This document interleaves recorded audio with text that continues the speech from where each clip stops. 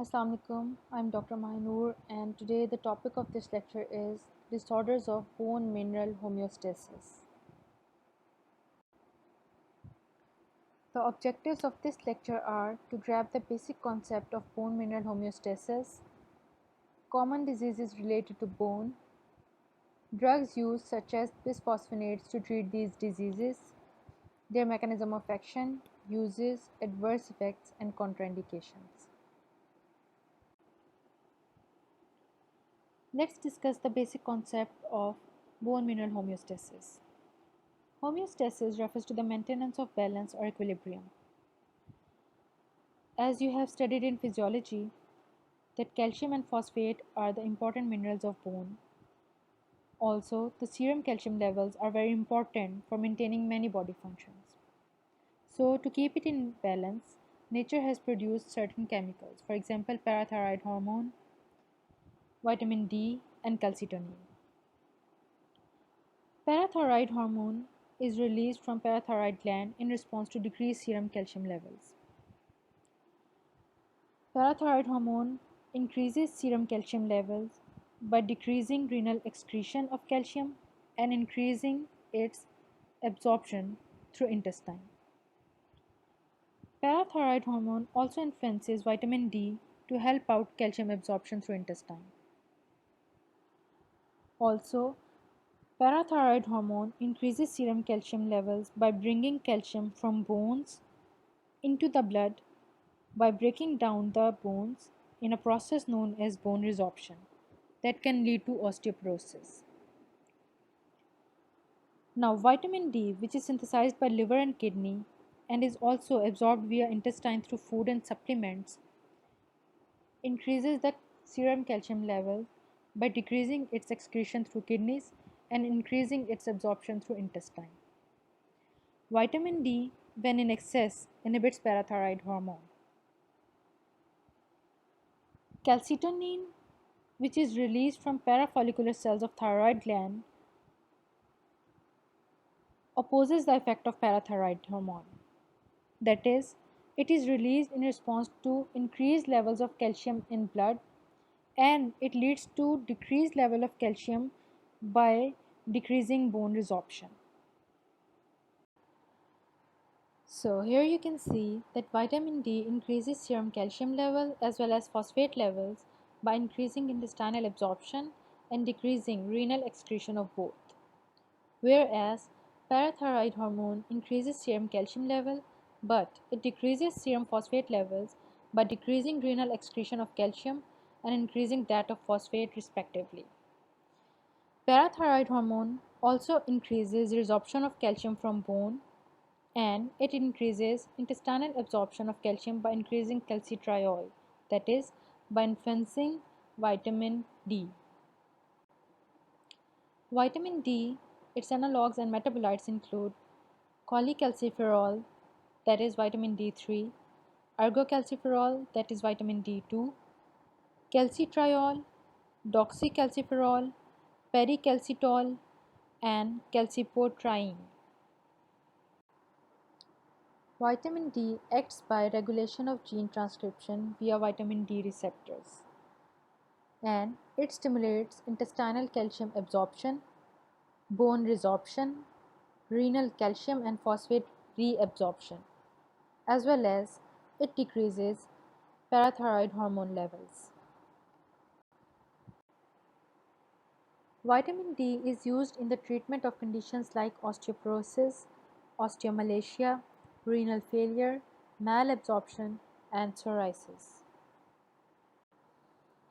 Toxicity includes hypercalcemia, that is increased level of calcium in blood, and hypercalciuria, that is increased level of calcium in urine. Vitamin D preparations have longer half-lives. Here, some basic terms are given for your understanding. Osteoblasts are the bone cells that promote bone formation, whereas osteoclasts are the cells that promote bone resorption. Bone resorption means the breakdown of bone. RANKL ligand is an osteoblast-derived growth factor that stimulates osteoclast activity and osteoclast precursor differentiation. In this diagram, you can see that osteoclasts and osteoblasts are derived from different cells under the influence of parathyroid hormone and vitamin D. Common diseases include hyperparathyroidism, osteoporosis, osteomalacia, rickets, Paget's disease, and malignancies. Hyperparathyroidism is a condition of parathyroid hormone excess characterized by hypercalcemia, bone pain, cognitive abnormalities, and renal stones. Primary disease results from parathyroid gland dysfunction, whereas secondary disease most commonly results from chronic kidney disease. Osteoporosis is the abnormal loss of bone with increased risk of fractures, spinal deformities, and loss of stature, whereas the remaining bone is histologically normal. Osteomalacia is a condition of abnormal mineralization of adult bone, secondary to nutritional deficiency of vitamin D or inherited defects in the formation or action of active vitamin D metabolites. Rickets is the same as osteomalacia, but it occurs in the growing skeleton, that is, in children. Paget's disease is a bone disorder of unknown origin characterized by excessive bone destruction and disorganized repair. Complications include skeletal deformity, musculoskeletal pain, kidney stones, and organ dysfunction secondary to pressure from bony overgrowth. Major drugs used in the diseases of bone mineral homeostasis are given here. You can see that these drugs act by two main mechanisms of actions. Some drugs inhibit bone resorption, that is, they inhibit breakdown of bone, and some drugs stimulate formation of bone. The drugs that inhibit bone resorption includes bisphosphonates, which are very important drugs, especially from exam point of view. Then denosumab, cinacalcet, calcitonin, estrogen, SERMs, gallium nitrate, whereas the drugs that stimulate formation of bone includes teriparatide, calcium, calcitriol, and fluoride, whereas strontium acts by stimulating bone formation as well as inhibiting bone resorption. That is, it has mixed actions. Now let's discuss about bisphosphonates. Bisphosphonates are the drugs that inhibit bone resorption, and the drugs in this group include medronate, clodronate, and etidronate, which are the first generation, that is least potent. Second generation includes alendronate, ibadronate, and pamidronate, whereas third generation, which are most potent ones, include risodronate and zoledronate. Bisphosphonates accelerate apoptosis of osteoclasts, that is, they destroy osteoclasts, the cells that are involved in the resorption of bone, that is, the breakdown of bone. Bisphosphonates also suppress differentiation of osteoclast precursor to mature osteoclast by inhibiting interleukin 6. This results due to the reduction in cholesterol synthesis via inhibition of farnesyl pyrophosphate synthase. These agents are used for the treatment of postmenopausal as well as steroid-induced osteoporosis due to their inhibitory effect on osteoclast-mediated bone resorption. Zoledronate infusion of 5 mg once yearly has been approved for treatment of osteoporosis.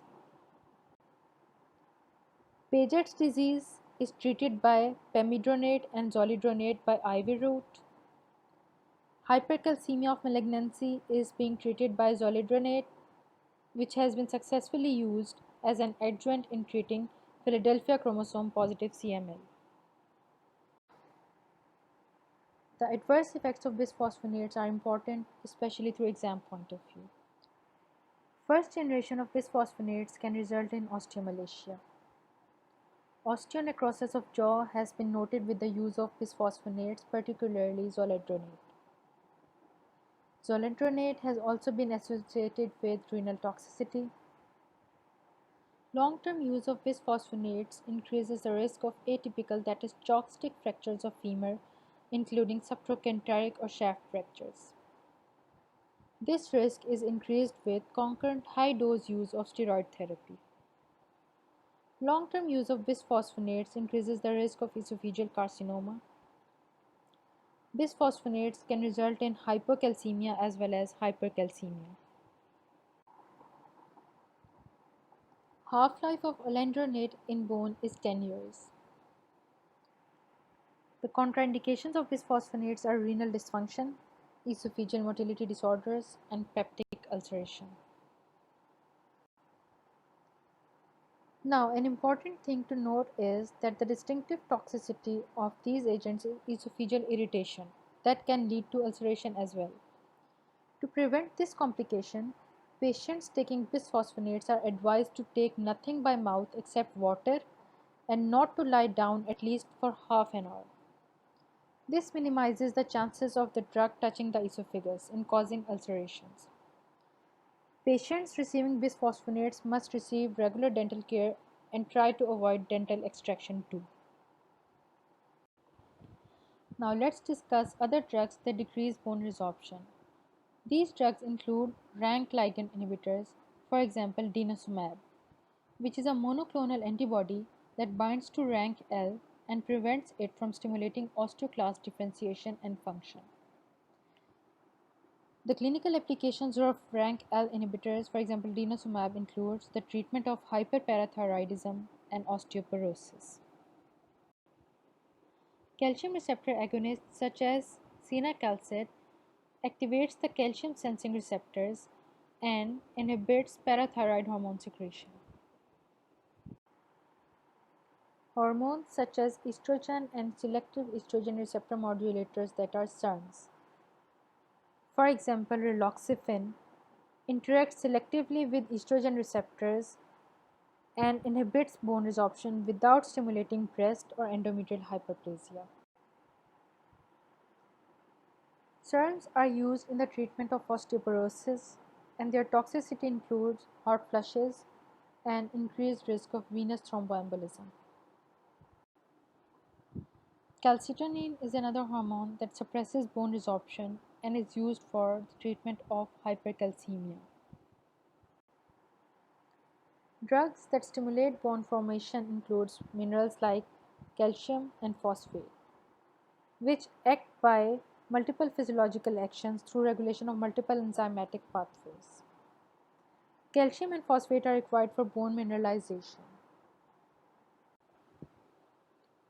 whereas strontium is a mineral that suppresses bone resorption and increases bone formation, that is, it has mixed activity. Clinical applications include the treatment of osteoporosis, osteomalacia, and deficiencies in calcium or phosphate. The toxicity of strontium includes ectopic calcifications. Teriparatide is a form of parathyroid hormone, and this hormone stimulates bone turnover. It may cause hypercalcemia and hypercalciuria.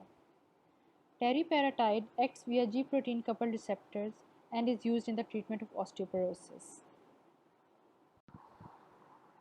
A clinical case scenario is given here. A postmenopausal female is diagnosed with osteoporosis. She has been prescribed alendronate orally. What advice will you give her regarding its intake, keeping in mind the adverse effects of bisphosphonates? So the main focus here is the adverse effects of bisphosphonates, that are GIT irritation and ulceration, especially esophageal irritation. So we are going to advise the patient that she should take the drug orally with water and nothing else, and to sit for at least half an hour to prevent this irritation. Now let's discuss some MCQs for practice. Question number 1. Bisphosphonates act by option A, increasing the osteoid formation, option B, increasing the mineralization of osteoid. Option C, decreasing the osteoclast-mediated resorption of bone. Or option D, that is, decreasing the parathyroid hormone secretion. So, the correct answer is option C, that is, bisphosphonates act by decreasing the osteoclast-mediated resorption of bone. Bisphosphonates are used in all of the following conditions except option A, Paget's disease, option B, vitamin D excess, option C, postmenopausal osteoporosis, and option D, hypercalcemia of malignancy. So, as we have discussed before, that bisphosphonates are used in all of the following conditions except vitamin D excess, that is option B. A child has been diagnosed with vitamin D dependent rickets. The most appropriate vitamin D preparation for him is option A, calciferol, option B, cholecalciferol, option C, calcifediol, and option D, calcitriol. So the correct option is option D, that is calcitriol, which is the active form of vitamin D. Which is the fastest calcium lowering agent? Option A, calcitonin, option B, plicamycin, option C, etidronate, and option D, zoledronate. The correct option here is option A, that is calcitonin, because calcitonin is a hormone that is released in response to excess serum calcium level. Following are the assignment questions. Give mechanism of action of bisphosphonates and what are the adverse effects of bisphosphonates. Thank you. If you have any questions, you can contact me. Allah Hafiz.